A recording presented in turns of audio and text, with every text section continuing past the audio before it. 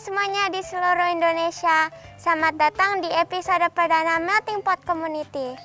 Ini merupakan kanal Melting Pot Community, saluran toleransi yang mencerdaskan anak bangsa. Jadi teman-teman, hari ini kita siapa aja tamunya?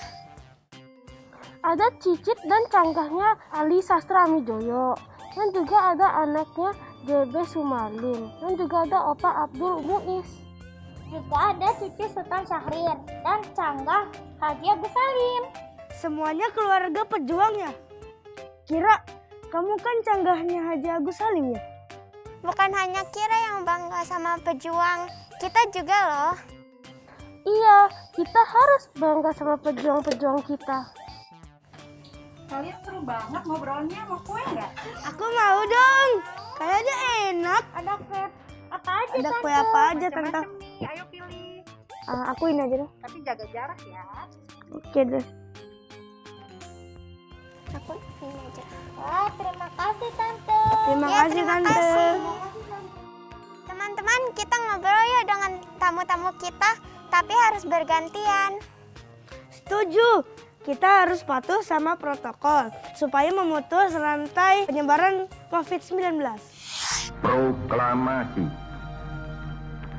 Kami, bangsa Indonesia, dengan ini menyatakan kemerdekaan Indonesia.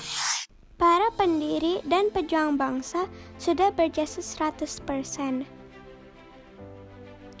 Kemerdekaan yang diproklamirkan yang selalu dirayakan setiap tanggal 17 Agustus adalah buah dari perjuangan diplomasi dan militer para pendiri dan pejuang bangsa. Kakek Ali Sastra Amijoyo merupakan salah satu pendiri bangsa, namun belum mendapat gelar pahlawan nasional hingga hari ini. Mau tahu peran kakek Ali Sastra Amijoyo? Beliau aktif berjuang di Yogyakarta. Kakek Ali juga menjadi aktivis di Perhimpunan Indonesia dan Partai Nasionalis Indonesia, serta sempat dipenjara karena kegiatan politiknya. Setelah Indonesia merdeka, kakek dikenal sebagai diplomat ulung. Kehebatannya terbukti karena berhasil menggelar Konferensi Asia Afrika. Sebanyak 29 pemimpin negara dari Asia dan Afrika hadir di Konferensi Asia Afrika. Bangsa yang besar adalah yang mampu menghormati serta menghargai jasa para pendiri dan pejuang bangsa. Kita harapkan supaya kakek Ali Sastra Amijoyo segera bisa menjadi pahlawan nasional sebagaimana para pendiri bangsa yang lain. Teman-teman, kita sudah melihat videonya Ali Sastra Amijoyo, mantan Perdana Menteri Indonesia. Nah, ini adalah Cicit dan canggahnya. Tunggu deh, Cicit sama Canggah itu hubungan keluarganya gimana sih, Kit? Inilah Ago. Orang tuanya kakek atau nenek kita itu disebut buyut. Nah, kita disebut cicit. Orang tuanya buyut kita ada lagi. Itu yang disebut canggah. Begitu loh teman-teman. Oh gitu ya. Om Ara bangga nggak jadi cicitnya Ali Sastra Amijoyo? Oh iya, tentu. Kami keluarga Ali Sastra Amijoyo sangat bangga dengan apa yang sudah dilakukan beliau untuk bangsa Indonesia. Walaupun hingga hari ini beliau belum mendapatkan gelar pahlawan nasional. Loh, kok belum? Kan beliau makamnya di makam Taman Pahlawan Kalibata. Dan juga beliau juga berjuang bersama Bung Karno dan Bung Hatta. Kok belum menjadi pahlawan nasional? Itu prosesnya masih sedang diajukan dan berproses hingga hari ini. Oh, begitu. Aku dan Ago jadi bingung. Apa sih syarat-syarat untuk jadi pahlawan nasional? Syarat-syaratnya yang pertama harus warga negara Indonesia, pernah berjasa bagi bangsa dan negara, kemudian berkelakuan baik, dan terakhir tidak pernah berkhianat terhadap bangsa dan negara. Ini pertanyaan untuk Adam. Menurut kamu apa sih sifat-sifat Bapak Ali Sastra Amijoyo yang patut ditiru anak-anak? Sifat-sifat yang Ali, yang Adam suka adalah sederhana, rela berkorban, dan cinta tanah air. Oh ya, di buku-buku sejarah ini Bapak Ali Sastroamidjojo dinyatakan aktif dalam perkumpulan Jong Java ya. Aku tuh heran, ada Jong Java, Jong Sumatera, Jong Sulawesi, semuanya ada Jongnya. Itu tuh apaan? Ya memang karena saat itu bangsa negara Republik Indonesia kan belum merdeka. Jadi pergerakan-pergerakan anak muda itu lebih pada pendekatan kewilayahan. Oh, jadi mereka itu belum bersatu ya? Saat itu mereka belum bersatu, tapi punya tujuan untuk bersatu. Kalau itu sih aku mau sih mengabdi untuk bangsa. Kayaknya itu jadi hal yang keren banget bagi hidup aku ya. Ago, kamu kebayang nggak? Kalau sekarang kita juga begitu. Bagaimana ya? Tapi sekarang banyak yang suka sara ataupun rasis. Kalau begitu, perjuangan pahlawan kita itu sia-sia dong. Tidak ada perjuangan yang sia-sia. Sekarang giliran kita, aku, Adam, Ira, Mas Ago, sama-sama meneruskan kembali apa yang sudah diperjuangkan oleh pahlawan-pahlawan di masa lalu. Oh, gitu. Dengan cara tidak lagi melakukan kegiatan yang berpotensi menimbulkan konflik sara. Oke. Berarti teman-teman, kita harus menjaga persatuan negara kita ini. Yang aku kagumi dari Bapak Ali Sastroamidjojo adalah kesuksesannya dalam menggelar konferensi Asia Afrika. Nilai apa yang bisa kita petik dari event tersebut? Yang bisa dipetik dari nilai-nilai konferensi Asia Afrika yang pertama adalah nilai-nilai perdamaian dan juga solidaritas sesama bangsa. Pak Ali Sastroamidjojo kan duta besar pertama Indonesia di Amerika. Apa sih yang harus anak-anak Indonesia lakukan untuk mewakili Indonesia di luar negeri? Ya, yang pertama selalu mau untuk terus belajar. Kemudian yang kedua percaya diri. Jadi faktor yang paling penting. Jadi kita harus membanggakan bangsa gitu ya? Begitu teman-teman. Apa yang akan Om Ara dan Adam lakukan untuk meneruskan perjuangan kakek buyut Om Ara? Ya, kalau aku dan Mas Adam dan seluruh keluarga besar Ali Sastroamidjojo akan menjaga nilai-nilai dan kebaikan yang sudah diperjuangkan oleh Pak Ali semasa hidupnya untuk bangsa Indonesia. Satu lagi pertanyaan dari aku. Pesan apa Om Ara dan Adam untuk anak Indonesia? Ya, kalau pesan kami selalu berani, percaya diri, rajin belajar, dan juga cinta tanah air. Terima kasih untuk ngobrol-ngobrolnya Om Ara dan Adam ya.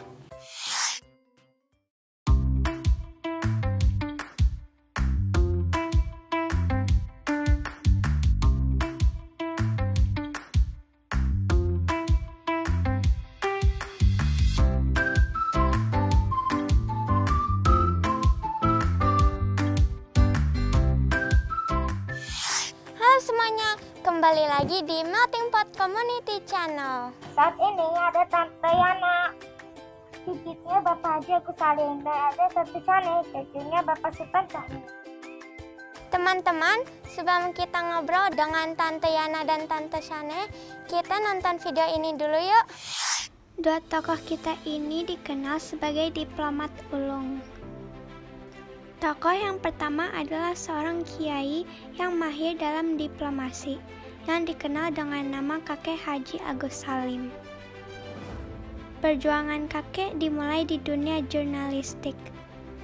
Awalnya bekerja di Harian Neraca, lalu menjadi pemimpin Harian Baru dan Harian Mustika di Yogyakarta.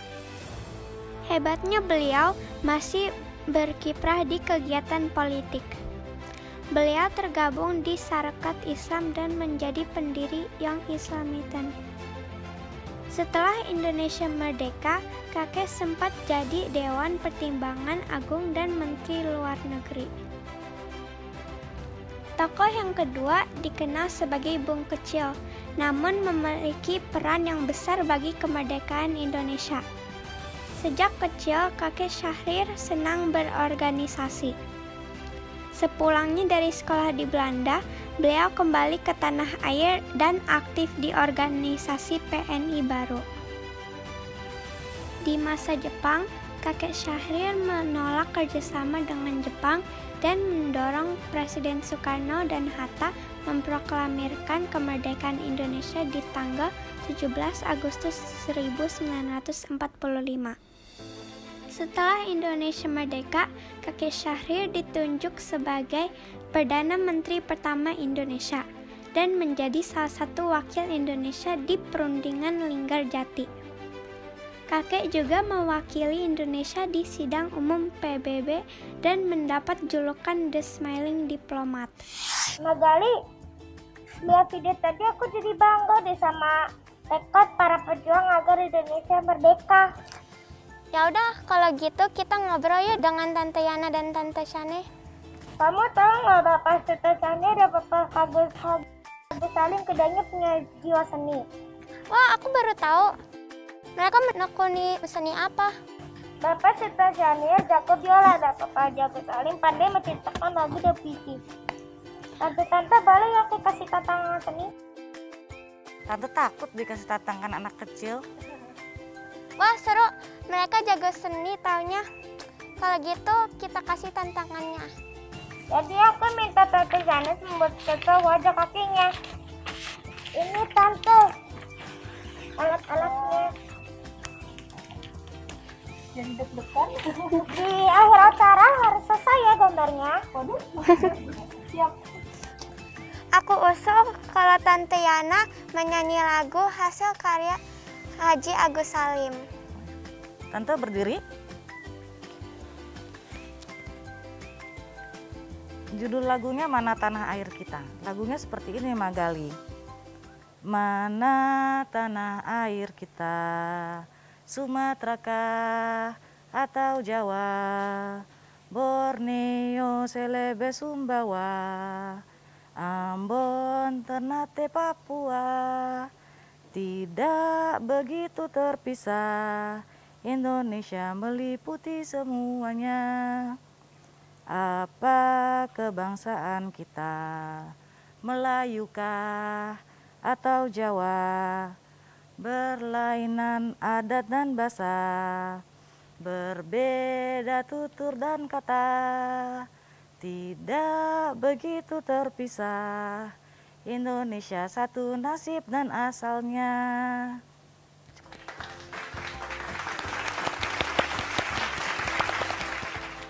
Sekarang pertanyaan untuk Tante Shane, cucunya Bapak Sultan Syahrir, Perdana Menteri pertama di Indonesia. Ada nggak cerita tentang beliau yang paling berkesan bagi Tante? Saat di exile ke Digul, dia ini pagi-pagi tuh suka berenang di sungai di dekat Digul gitu. Terus dia sering berenang di situ. Orang-orang pada nanya, wah Bung Syahrir ini ya berani sekali ya pagi-pagi berenang di sungai situ. Padahal kan di sungai situ banyak buaya gitu. Wah, saya baru tahu gitu. Jadi dia udah lama banget berkali-kali dia berenang di daerah situ. Ternyata tuh ada banyak buaya gitu. Tante Yana, kok Bapak Haji Agus Salim namanya kayak nama Jawa? Tapi kan dia orang Minang. Gimana sih ceritanya? Oh ya, Haji Agus Salim adalah orang Minang, asli lahir di Sumatera Barat. Saat itu Haji Agus Salim diasuh oleh seorang pengasuh, tapi Tante Yana lupa namanya siapa. Saking sayangnya pengasuhnya, dia memanggil Agus Salim sebagai Gus. Agus itu panggilan orang Jawa sebenarnya. Padahal Haji Agus Salim dilahirkan dengan nama Masdul Haq saat itu. Tapi karena pengasuhnya sayang sekali, dia punya panggilan khusus buat Haji Agus Salim. Tapi sejak saat itu keluarga pun jadi ikut memanggilnya sebagai Agus. Padahal namanya bukan, namanya Masdul Haq. Tapi nggak apa-apa, sampai akhir hayatnya buyut saya dikenal sebagai Haji Agus Salim. Terima kasih Magali udah bertanya itu. Ya. Bapak Haji Agus Salim dikenal sebagai sosok yang sangat sederhana. Sampai dia meninggal, rumahnya masih ngontrak. Itu gimana sih ceritanya? Betul sekali. Haji Agus Salim sampai akhir hayatnya tinggal di rumah kontrakan dari satu rumah ke rumah. Tapi pada akhirnya dia sebagai pahlawan negara dari Indonesia, kita dapat rumah di Jalan Hang Lekir saat itu. Kehidupan Haji Agus Salim memang sederhana, termasuk makanan yang dia konsumsi sehari-hari dengan keluarganya biasanya sayur mayur. Jadi bukan kayak kita sekarang, kali kita suka makan daging ya. Kayak tembak menembak ya, kayak masih di medan perang, padahal kita udah nggak ada perang apa-apa lagi nih. Perang dunia ketiga nih, Kak. Jangan dong, ngeri, itu ngeri beneran sayang. Luar biasa banget ya, Bapak Sultan Syahrir juga dikenal sebagai sosok yang mandiri dan pekerja keras. Tapi cerita dong.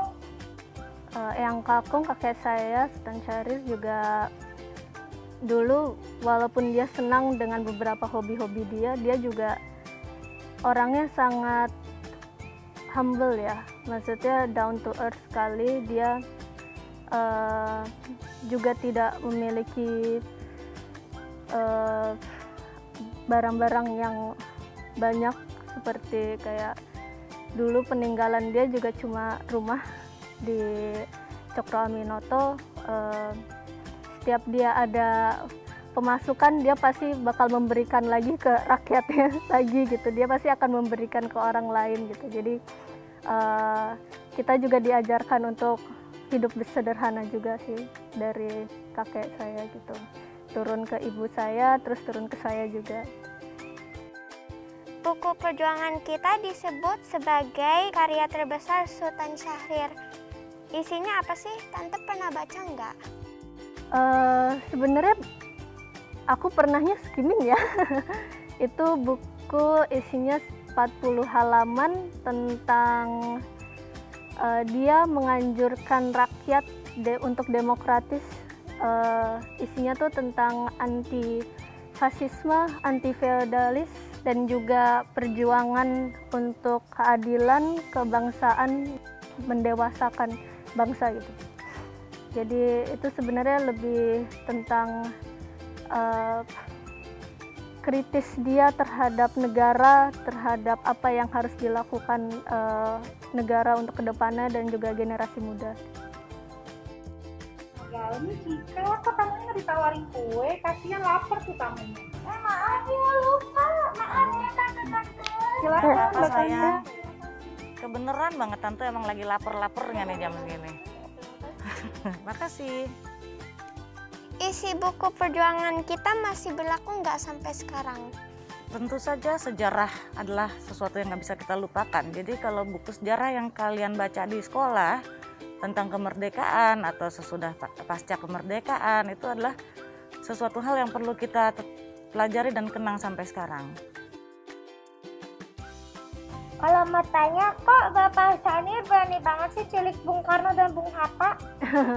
Sebenarnya dia tidak termasuk dalam perculikan itu sih sebenarnya, kayak penculikan tuh terjadi karena amarahnya waktu itu golongan muda ingin sekali supaya Soekarno untuk buru-buru memerdekakan Indonesia gitu. Pada saat itu Soekarno ingin kemerdekaan kita dikasih oleh Jepang ya. Terus jadi golongan muda ingin bergesa walaupun kayak, jadi itu kayak ada semacam heated conversation antara golongan muda dan golongan tua. Tapi untuk penculikannya sendiri, saat golongan muda kayak bilang ke kakek saya kayak, Bung, kita sudah menculik Soekarno, kita sekarang bisa membuat dia tanda tangan untuk kemerdekaan. Dia marah besar pada saat itu. Dia bilang, itu presiden kita tidak boleh namanya penculikan. Dia anti sekali yang namanya kekerasan. Dia orang yang sangat humanitaris, dia sangat peace and loving. Jadi sebenarnya untuk penculikan sendiri dia sebenarnya tidak setuju tentang hal itu. Tapi kita jadi merdeka tanggal 17 Agustus loh, Cika. Haji Agus Salim dikenal sebagai diplomat ulung. Yana bisa nggak cerita? Iya, Jadi walaupun kita Indonesia merdeka tanggal 17 Agustus 1945, pada saat itu tentara-tentara penjajah Belanda itu nggak langsung segera pulang ke negara Belanda lagi, dia tetap ada di Indonesia. Jadi kita hanya merdeka secara de facto, bahwa kita sudah membacakan proklamasi. Tapi secara de jure kita belum mendapatkan pengakuan kedaulatan dari negara lain. Dan tahun 1947 itu Haji Agus Salim dan beberapa temannya pergi ke Mesir untuk mendapatkan pengakuan kedaulatan Indonesia untuk pertama kalinya. Jadi Mesir adalah negara pertama yang mengakui kemerdekaan Indonesia. Disusul negara-negara lain di Arab seperti Arab Saudi, terus ada Suriah juga, ada Irak dan Yemen dan beberapa negara. Sampai akhirnya 27 Desember 1949 Indonesia diakui kemerdekaannya oleh pihak Belanda di konferensi meja bundar di Den Haag, sayang. Jadi perjuangan Indonesia mereka selain didukung perjuangan rakyat juga bantuan dari negara-negara lain ya? Kalau untuk mencapai kemerdekaan 100% itu usahanya orang Indonesia. Tapi orang dari negara lain mereka memberi bantuan untuk mengakui kemerdekaan Indonesia itu. Tapi tentu saja para pejuang seperti Soekarno, Hatta, Sultan Syahrir, Haji Agus Salim dan sebagainya itu udah berjuang mati-matian untuk mencapai kemerdekaan di Indonesia tanpa bantuan negara lain sebenarnya. Hebat banget ya perjuangan para pejuang yang sudah perang mengusir penjajah, juga mengumpulkan dukungan negara lain. Apa yang harus anak-anak lakukan untuk menghargai jasa pahlawan? Dengan cara menghormatinya, terus mencontoh teladan dari para pejuang. Misalnya jangan mudah menyerah. Kamu di sekolah belajarlah segiat-giatnya. Kalau nggak bisa, terus bertanya dan bereksplorasi. Jangan mudah menyerah. Itu adalah sikap perjuangan para pejuang yang bisa kita terapkan dalam kehidupan sehari-hari. Tante-tante, adakah pesan Bapak Haji Agus Salim dan Bapak Sultan Syahrir ke anak cucunya yang bagus untuk anak-anak Indonesia? Dari Sultan Syahrir sendiri sih dia pernah menulis di beberapa pidatonya untuk generasi muda ya, bahwa generasi muda itu harus berani untuk mengutarakan kebenaran. Itu sih, harus berani jujur, jangan berhenti belajar, educate yourself. Oh ya Tante Sanas, boleh lihat belum? Oh boleh Cika, boleh Magali. Ini hasil coret-coret sketsa. Mirip sekali loh sama Opa Cika. Wah, bagus sekali. Iya. Terima kasih. Ada bintang 5, terima kasih sekali Cika. Ya kurang cuma diwarnain doang ya. Oke, nanti aku teruskan. Tante-tante terima kasih ya cerita tentang kakek dan buyutnya. Iya, kami semakin semangat belajar perjuangan tentang nenek moyang. Makasih Cika dan Magali. Ya, sama-sama. Makasih juga sudah ngobrol dengan kami.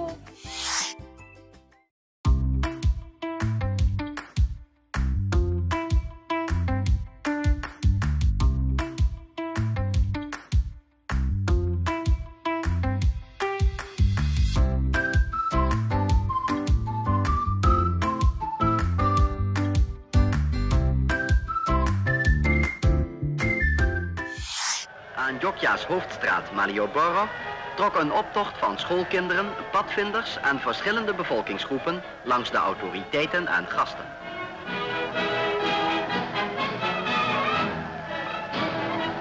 De echtgenote van de republikeinse premier, mevrouw Hatta, bevond zich onder de toeschouwers op de officiële tribune. Ook de echtgenote van de president, mevrouw Sukarno, was aanwezig. Halo semua, kembali lagi di Kita Indonesia, tentunya bersama aku host Algo. Dan masih di Melting Pot Community, kanal toleransi yang mencerdaskan bangsa. Magali, apa yang kita bahas sekarang? kita lagi bahas tentang tentara pelajar. Kalian lihat tidak tadi di videonya? Para pejuangnya masih muda-muda ya. Mereka semua tentara pelajar Indonesia. Berapa ya usia para tentara pelajar saat perang? Kita tanya yuk sama anaknya JB Sumarlin. Tapi sebelum itu kita nonton video ini. Tentara pelajar kita hari ini adalah kakek JB Sumarlin dan kakek Abdul Muiz. Keduanya merelakan putus sekolah sementara karena ikut bertempur mempertahankan kemerdekaan. Kakek JB Sumarlin ikut berperang saat masih berstatus siswa SMA di Yogyakarta. Indonesia merdeka 100% berkumandang di jiwa para tentara pelajar saat itu, termasuk kakek JB Sumarlin yang bertugas sebagai penghubung. Selama berperang, dalam menjalankan tugasnya, kakek Sumarlin 9 kali ditangkap tentara Belanda. Yang paling mencekam saat tentara Belanda menggeledah rumah-rumah penduduk dan ditemukan namanya di buku tentara pelajar. Kakek pun ditahan di Tangsi Belanda di Wirobrajan. Setelah Indonesia merdeka, kakek Sumarlin meneruskan pendidikannya dan kuliah di Fakultas Ekonomi di Universitas Indonesia. Tentara pelajar yang sempat cuti sekolah ini berhasil menjadi Menteri Keuangan, Menteri Pendidikan, Menteri Perencanaan Pembangunan. Tentara pelajar berikutnya adalah kakek Muiz. Beliau mendapat latihan militer saat bersekolah di Malang dan ketika mendapatkan pendidikan di Akademi Militer Malang. Lalu kakek berperang di Jawa Timur. Dari Surabaya, kakek ditugaskan ke Yogyakarta, dilanjutkan ke Bandung untuk melakukan aksi Bandung Lautan Api. Kakek ditangkap di Garut saat akan melakukan bumi hangus Garut. Kakek Muiz lalu dipenjara di Bandung. Setelah Indonesia merdeka, kakek Muiz berkiprah di dunia film. Karena menurut kakek Muiz, perjuangan belum selesai. Masih ada perjuangan panjang untuk membangun mental bangsa. Om Anton, Pak JB Sumarlin di tahun 1932. Ini masih masa penjajahan. Om Anton suka diceritain nggak apa bedanya hidup dijajah Belanda? Enakan mana, Om? Iya, suka diceritain. Berarti pada waktu itu berjuang usia 17 ya, Cika. Kalau ditanya hidup di mana, ya lebih enak hidup di zaman sekarang dibandingin di zaman penjajahan.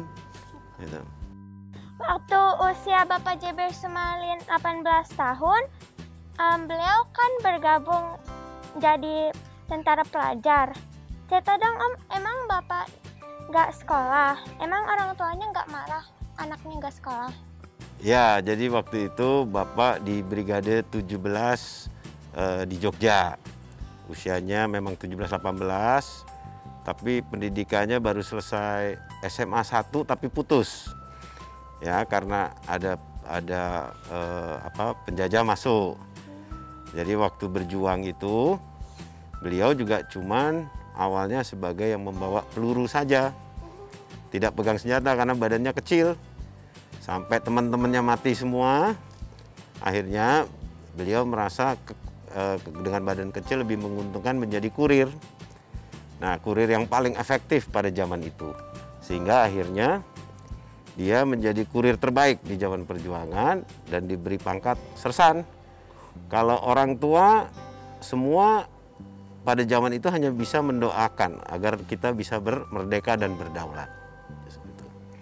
Om Anton, Magali, kita tanya yuk ke tentara pelajar yang berjuang di wilayah Jawa Timur.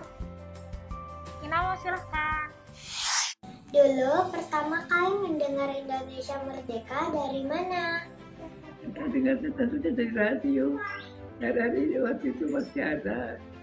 Dan itu disiarkan luas bahwa Indonesia telah merdeka dan berdaulat sendiri dengan bendera merah putih dan lagu kebangsaan Indonesia Raya. waktu Jepang kalah, nggak boleh mendengarkan radio. Waktu itu kan radio disegel. Kita tidak bisa mendengarkan berita-berita dari luar negeri selain dari dalam negeri. Bagaimana respon anak muda saat itu? Apa sih alasan ikut perang? Rame-rame anak muda mendaftar di TKR. Waktu itu masih namanya Tentara Keamanan Rakyat. Setelah itu berubah menjadi BKR, Badan Keamanan Rakyat. Bagi Indonesia tidak susah untuk menyiapkan anak muda yang bisa berperang, karena mereka waktu di sekolah dilatih oleh Jepang. Apa sih pesan kakek Abdul Muiz untuk generasi sekarang? Kita belajar dan jangan ketinggalan dengan bangsa-bangsa lain. Sudah merdeka.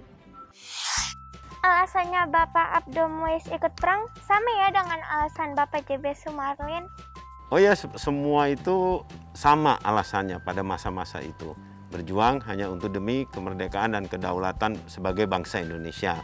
Begitu Magali. Om Anton, Bapak JB Sumarlin kan orang Jawa Timur. Bung Karno juga orang Jawa Timur. Bapak Abdul Muiz juga berjuang di Jawa Timur. Kalau ada yang bilang hanya orang Jawa Timur atau suku tertentu yang berjuang untuk Indonesia, menurut Om itu gimana? Nggak benar ya, karena sebenarnya kita tuh udah merdeka duluan tahun 45. Tapi kemudian Belanda masuk dengan sekutu. Kalau di Jawa Timur itu peristiwa 10 November. Jadi di situ ada segala semua bangsa, suku bersatu, mengembalikan kedaulatan seperti yang dideklarasikan tahun 45. Makanya kalau di Jawa Timur itu peristiwanya di Hotel Oranye atau sekarang Hotel Majapahit namanya ya. Jadi bendera merah, putih, biru, birunya disobek. Jadi merah putih. Jadi itu segala bangsa, segala suku dan segala agama bersama-sama. Itu ceritanya Algo. Jadi pendapat itu salah ya? Salah sama sekali. Oh teman-teman, yang kalian kiranya itu ternyata salah. Ini jawabannya dari anaknya beliau loh. Om, aku kok jadi bingung deh. Bapak B.J. Sumarlin kan perang di tahun 1948. Kita kan merdeka tahun 1945. Kok masih perang sih Om?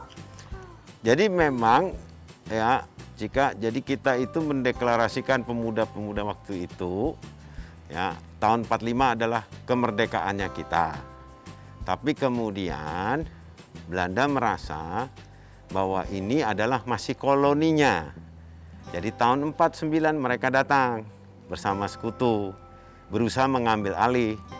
Tetapi kemudian para pejuang-pejuang ini bersatu di Jogja melalui serangan umum 1 Maret 1949. Disitulah kedaulatan Indonesia mulai dilihat oleh negara Belanda, sehingga akhirnya mereka menarik pasukannya dari Indonesia. Jadi memang kemerdekaan itu tidak serta-merta mudah diraih. Kita sudah deklarasikan, tetap akan berusaha diambil alih oleh Belanda waktu itu. Nah, sekarang kan kita sudah merdeka. Terus anak-anak harus berjuang juga nggak Om? Tapi melawan apa? Jadi gini Algo, perjuangan itu tidak berhenti. Yang di tahap pertama itu adalah perjuangan fisik. Kalau kita sekarang adalah berjuang untuk kedaulatan sebagai bangsa Indonesia. Berdaulat tuh apa artinya? Kita berdaulat harus bisa meningkatkan golongan marginal, ya, kaum papa, terus udah gitu bersatu, ya, memelihara nilai-nilai budaya pendiri bangsa ini. Dari segala suku, agama, semua menjadi satu bangsa, bangsa Indonesia. Makanya di bawah Pancasila itu ada semboyan Bhinneka Tunggal Ika, berbeda-beda, tapi kita harus tetap sebagai satu bangsa. Itulah perjuangan yang diterus. Ya? Bagaimana? Jadi itu artinya ya? Itu artinya perjuangan kita sekarang adalah memelihara keragaman yang ada di Indonesia. Ada nggak pesan-pesan atau nilai-nilai dari Bapak JB Sumarlin untuk anak-anak? Ada, Jadi pesan-pesannya adalah selalu bangsa mau maju itu adalah bangsa yang mau belajar dan menghargai. Jadi semua generasi muda bisa berkarya dalam bentuk apa saja, mau itu seni atau di luar dari seni, selama mengikuti minatnya dan semua manfaatnya dalam membawa nama negara kita dan bangsa kita Indonesia. Pesan Om Anton sendiri untuk anak-anak seperti kami adalah? Kalau pesan dari saya adalah lebih baik kita sekarang belajar bersama-sama terus membangun dan memajukan bangsa ini. Merdeka, merdeka, merdeka. Oh, Amira juga mau ikutan nyanyi nih, Om. Oh iya, dengan senang hati. Ayo Amira, kita nyanyi sama-sama. 17 Agustus tahun 45, itulah hari kemerdekaan kita. Hari merdeka, nusa dan bangsa, hari lahirnya bangsa Indonesia. Merdeka,